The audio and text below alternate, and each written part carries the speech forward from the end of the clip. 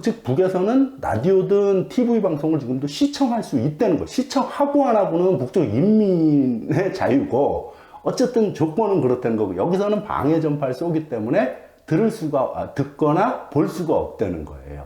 안녕하십니까. 알갈북의 유영호입니다. 3일 전 국민의힘 이준석 대표가 윤석열 대통령과 독대하여 북한 방송 개방을 제안했다. 이런 뉴스가 나왔습니다. 그래서 겸사해서 북한 방송 개방에 앞서서 우리가 좀 알아야 될 것들, 그리고 그 역사가 남북 방송 교류가 어떻게 돼 왔는지 좀 알아야 될 팩트 체크해야 될 것들이 몇 개 있어서 한번 이야기를 해보려고 합니다. 현재 이제 우리가 방송 개방이라 그러는 거는 원래 라디오 방송이 있고 TV 방송이 있는 겁니다. 한 70년대까지만 해도 텔레비전 있는 집이 거의 많지 않았어요. 동네에 한두 개 있어서 그 집에 몰려가서 이렇게 보고 이랬었던 그런 상황이었기 때문에 그때까지만 해도 라디오 방송이 상당히 우선됐었죠. 그리고 이제 이게 80년대 남쪽의 경제성장, 이게 막 되면서 삼저 호황 뭐 이렇게 되면서 TV가 본격적으로 이제 보급되고 지금은 더 고화질 TV까지 이렇게 온 상황입니다. 그런데 이제 먼저 라디오 방송에 있어서는 이 북쪽에서는 라디오 방송을 지금도 들을 수가 있습니다. 남쪽의 방송을. 근데 여기서는 못 들어요. 그렇게 못 듣게 된 이유는 1975년부터 그렇게 된 겁니다. 어떻게 된 거냐면 여러분들도 다 아시는 서울에 오면 다 누구나 가보는 지방 사람들도 남산타워 쭉 서울 N타워라 그러죠. 지금은 남산타워 쭉 있는 무지 높은 남산에 거기에다가 또 아주 높은 탑을 세웠으니까 한 500m쯤 될 거예요. 총 높이가 산 높이까지 하면은. 그런데 그 목적이 남산타워를 건립한 목적 자체가 방송 송수신에만 있는 게 아니에요. 그것보다는 첫 번째 목적이 북한 방송에 대한 방해 전파를 쏘는 것이 첫 번째 목적입니다. 그 남산 N타워의 목적은. 그거에 대해서는 서울시립대 손정목 교수가 쓴 책 한국도시 60년의 이야기라는 책이 아주 상세하게 나옵니다. 이 손정목 교수는 당시 이 남산타워를 건설할 그 시기쯤에 뭐를 했었던 분이냐면은 서울시 도시개발국장을 했던 분이라서 이 실무를 책임졌던 분이에요. 남산 그 타워는 75년도에 완공이 됐는데 69년도부터 건설하기 시작을 했어요. 69년도부터 건설하기 시작했는데 재밌는 게 건설 허가는 73년도에 난 거예요. 4년 뒤에 허가가 났는데도 건설을 해. 허가도 안 받고. 쉬운 말로. 그것이 어떻게 가능했냐면 그 건설 허가를 신청한 주체가 당시 중앙정보부입니다. 지금의 국정원이죠. 중앙정보부가 서울시에다가 건설 허가 신청을 했어요. 그리고 그냥 건설 허가도 안 났는데 얘들이 막 짓기 시작을 해버린 거예요. 중앙정보부 무서운 데 아닙니까? 모든 하늘에 나는 새도 떨어뜨린다는 모든 권력이 집중된 곳인데 어쨌든 중앙정보부가 그 당시까지만 해도 서울의 북쪽, 은평구나 이쪽 북쪽에서까지만 해도 다 북한 방송을 들을 수가 있었어요. 그것이 문제가 되면서 그거를 막기 위해서 방해 전파를 쏘기 위해서 만든 겁니다. 그런데 이게 73년도에 건설 허가가 나고 75년도에 건설이 됐는데 그래서 원래 그 건설할 때는 이제 건설의 주체는 중앙정보부지만은 이제 방송 3사, 방송 3사들을 불러다가 다 자금을 대라고 하고 걔들한테도 너희들 여기서 방송 송수신 할 수 있고 좋은 거다. 이러면서 그리고 또 뿐만 아니라 위에 전망대죠. 전망대가 총 5층으로 구성되어 있습니다. 그래서 1층부터 3층까지는 일반 전망대고, 4층은 노천 전망대고, 5층은 회전 전망대예요. 이렇게 구성이 되어 있고, 이런 관광 수입이 엄청나다. 그러니까 너희가 투자하는 것 대비 효과가 있다. 그래서 방송 3사들이 출자를 하고, 뭐 이렇게 하면서, 근데 이제 당시 중앙정보뿐만 아니라 당신 최신부죠. 지금으로 따지면 뭐 어떻게 되나 문화관광부나 뭐 어쨌든 최신부가 관련돼 있고 공보부가 관련돼 있고 중앙정보부가 관련돼 있고 이 정부부서는 3개가 관련돼 있던 겁니다. 이렇게 막 되다가 보니까 당시 이제 75년도 준공 한 1년 전쯤에 한국일보가 거기에 올라가서 기사를 써요. 기사를 쓰는데 북의 땅 송악이 보인다. 북악이 성큼 수채화처럼 이라는 기사 제목으로 당시 한국일보의 기사를 딱 썼는데 박정희 대통령이 딱 이 기사를 보고 놀란 겁니다. 박정희가 당시까지도 이것이 건설되는 것에 대해서 자세히 몰랐던 거예요. 이게 당시 박정희 그 손정목 교수에 의하면은 70년대 박정희는 일개 국장급 인사까지 다 보고받았다고 그래요. 그런데 이것이 제대로 보고 안 된 이유는 아까 말씀드린 최신부, 공보부, 중앙정보부 이 세 개 부서가 하다 보니까 관여되어 있던 거 서로 보고했겠지라고 아마 이렇게 하면서 우왕좌왕하다가 그 박정희 대통령까지는 보고가 안 된 겁니다. 어쨌든 박정희 대통령이 한국일보에 난 이 기사를 보고 놀라 까무러쳐 버립니다. 어이? 북악이 성큼? 북의 송악이 성큼, 북악이 수채화처럼. 즉, 북한의 개성 송악산이 보이고, 그 다음에 청와대가 있는 북악이 바로 수채화처럼 펼쳐진다. 그러니까, 당시에 그러면 이제 박정희 대통령 두 가지를 문제 삼은 겁니다. 여기서 송악이 보인다는 소리는 송악산에서 거꾸로 여기 저 탑이 보인다는 소리고, 저 탑이 보인다는 거는 서울의 공격 표적지 역할을 할 수 있다라고 본 겁니다. 북이 만약에 침략을 했을 때. 그 다음에는 당시 이제 미국하고 사이가 안 좋은 당시였기 때문에 미국 도청설, 청와대 도청설이 막 돌고 이런 상황이어갖고 그러면은 관계가 안 좋은데, 그렇다라면 저 탑에서 청와대에다가 고성능 소총으로 얼마든지 자기를 암살할 수 있다고 생각하는 거예요. 그러면서 어쨌든 박정희가 발칵 뒤집혀 이 기사를 쓴 기자, 한국일보 편집국장 다 줄줄이 남산 중앙정보부에 끌려갑니다. 완전 초죽음이 되었구나. 그러고 나서 이게 이제 74년도에 기사화됐다고 했지 않습니까? 근데 75년도에 준공이 됐어요. 그리고 원래는 그 전망대 관광 사업을 하려고 했었는데, 아예 이게 75년도 준공될 당시에는 뉴스에, 신문, 방송, 어느 뉴스에서도 준공됐다는 보도를 안 합니다. 완전히 못하게 한 거죠. 예. 그 정도로. 그리고 또 뿐만 아니라 관광 사업은 관계자 외 출입금지라는, 딱지로 아무도 못 들어가게 해버린 겁니다. 그래서 75년도에 준공이 되고 박정희가 죽은 79년도까지 이 남산타워는 공개를 안 했습니다. 그러다가 전두환이 집권한 1980년에 와서야 이 전망대를 개방을 한 겁니다. 그렇게 된 역사가 있거든요. 어쨌든 이렇게 북쪽 방송, 북에서 송출하는 방송을 남한 사람들이 보지 못하게 방해 전파를 쏠 목적으로 이 남산 타워가 만들어졌다는 겁니다. 그래서 그 뒤로는 이제 못 보는 거고, 또 이제 TV 방송에 있어서는 조금 달라요. TV 방송은 이 전파 송출 방식이 우리는 미국식 NTSC 방식이라는 거는 미국식의 NTSC 방식을 따르고 있습니다. 북은 독일에서 개발한 유럽식의 PAL 방식을 따르고 있어요. 그렇기 때문에 서로 송출 방식이 다르기 때문에 방해 전파를 안 쏴도 볼 수가 없어요. 근데 여기 지금 북한자료연구센터나 몇몇 특수기관들, 특수자료실 이런 데서 북한 방송을 방송국이든 이런 언론사에서 특수자료 취급센터로 허가받아서 북한 방송을 볼 수 있는 이유는 PAL 방식의 전파를 송신할 수 있는 TV를 갖고 있기 때문입니다. 즉, PAL 방식 수신 TV를 갖고 있으면 누구나 볼 수 있는 겁니다, 여기서. 근데 이제 북한에도 방송국이 여러 개 있는데, 개성방송국은 NTSC 방식으로 송출을 해요. 즉, 남한에서 볼 수 있는 NTSC 방식으로 송출을 하는데, 아까 말씀드렸듯이 방해 전파를 쏘기 때문에 여기서는 볼 수가 없는 겁니다.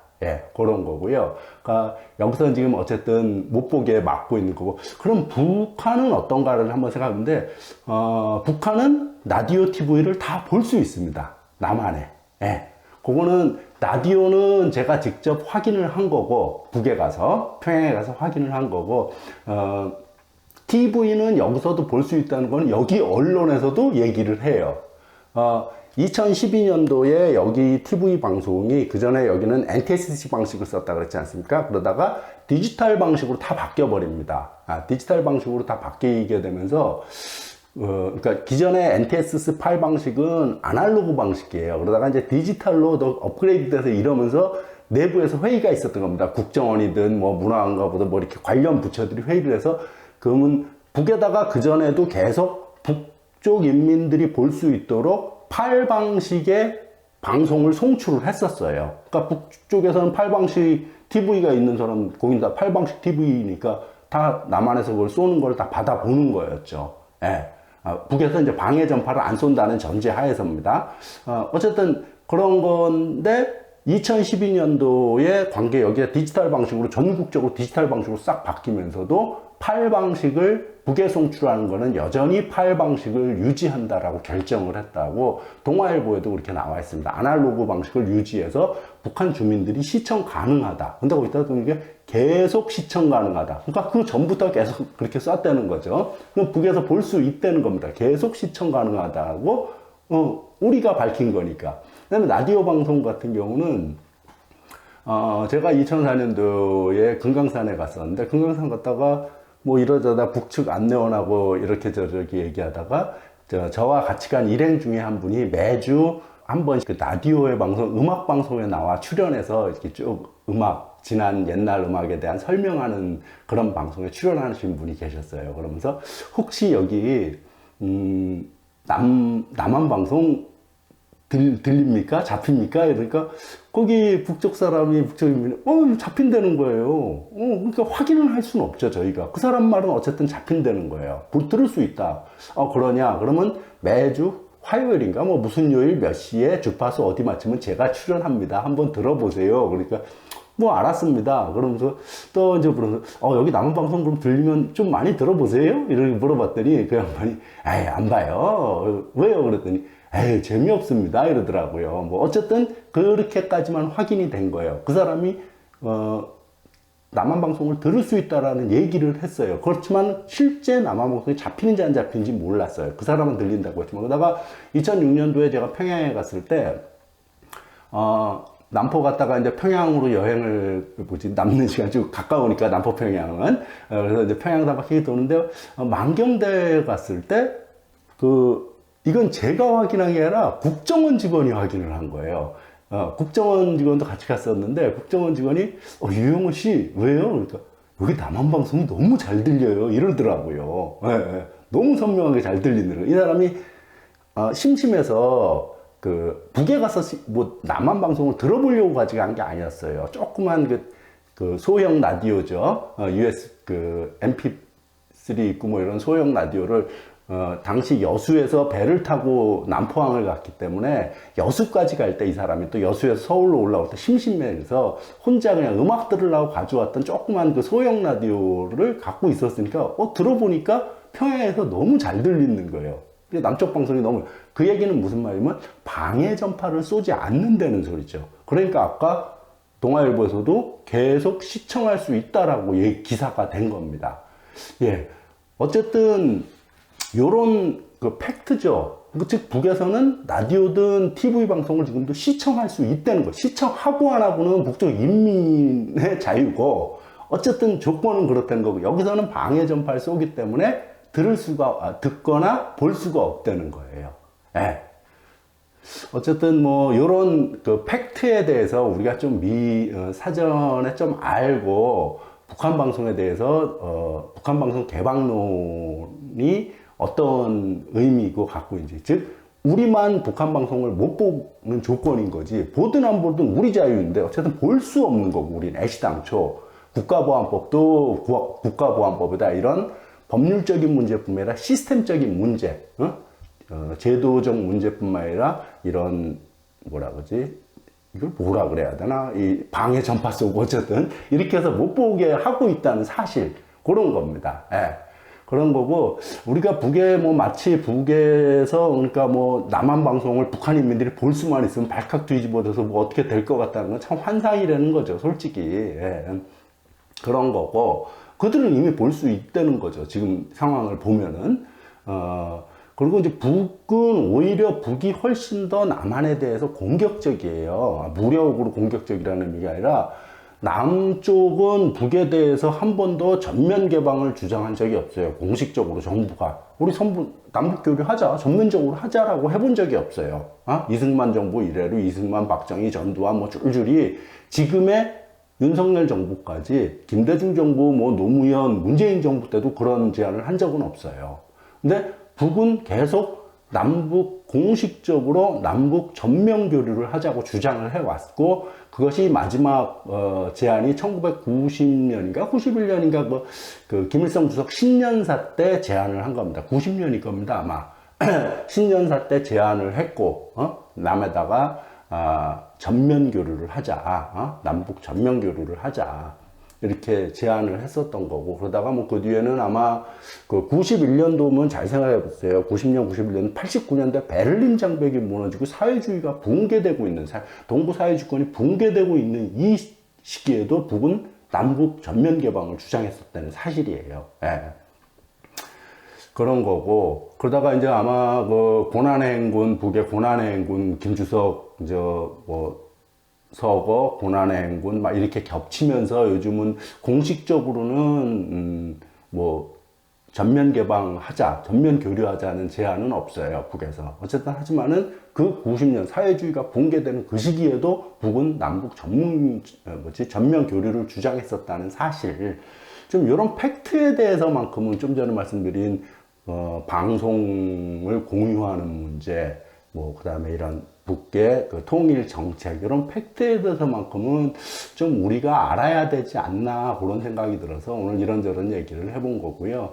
참, 그리고 남산타워 그 옆에 보면은 이제 그 남산에는 우리가 흔히 그 전망대로 보는 남산타워만 이게 철탑도 있지 않습니까? 그 철탑은 우리 관할이 아닙니다. 주한미군 관할이에요. 주한미군의 송신탑이에요. 그래서 서울 성곽을 쭉 18.7km 서울 성곽을 쭉 여행이라 그래야 하나 이렇게 쭉 걷는 그 프로그램에서도 성곽을 따라 쭉 걸을 수가 있어요. 지금 그거를 성곽을 따라 쭉 다 개방을 해갖고 성곽을 따라 쭉 조선의 그 서울 성곽, 한양 도성을 쭉 걸을 수가 있는데, 남산 타워 그 부분에 가서는 그 미군 관할이어갖고, 거기는 한 몇십 메타 정도 되겠죠. 뭐 100m나 뭐 이 정도 되는 그 남산 타워에 있는 거기에서는 이 성벽을 따라 걸을 수가 없어요. 거기는 우리 관할이 아니라 미군 관할이기 때문이다. 예.